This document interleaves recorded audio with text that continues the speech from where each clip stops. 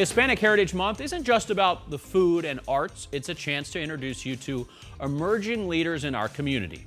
Daniel Ruiz holds one of the most influential positions in our state, the governor's chief of staff.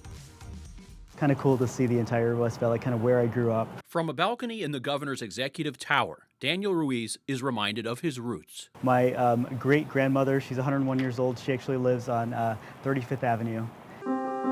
A product of the blue-collar Maryvale neighborhood, Daniel attended Trevor Brown and Millennium High Schools. His path to prominence here paved by a strong work ethic. Growing up, we really didn't have a lot. I saw my mom work her way up from being the school lunch lady to ultimately an assistant bank manager. I saw my dad, whose first job was a dishwasher at a restaurant, work his way through the labor union. He became a carpenter. After graduation, Daniel worked at the Maricopa County Recorder's Office and eventually earned a diploma from the University of Phoenix. In 2015, he joined the governor's office, where he would rise up the ranks to his position today as chief of staff. A lot of people assume if you end up working close to the governor, you probably had some connections, some privilege.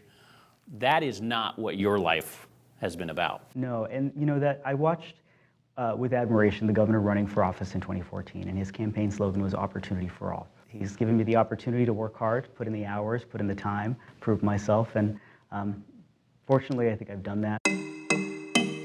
Although Daniel's ancestry can be traced to Mexico, his family goes back at least 3 generations on both sides here in Arizona. I think if you were to ask anyone, what does your culture mean to you? There's a big part of family, faith, and work. And that's my culture. That's an American culture, it's a Hispanic culture. Daniel is passing on that culture to his son, like the Christmas tradition of homemade tamales. And he's 6 years old and he was spreading masa. He didn't do the best job, but he'll learn with some time. Daniel hopes to pass on another tradition he learned from his grandfather, Frank, who served as Maryvale Constable, a tradition of service. If you see something that you want to be involved in, if you want to make a difference, put yourself out there. Offer yourself up to serve. Joe Dana, 12 News.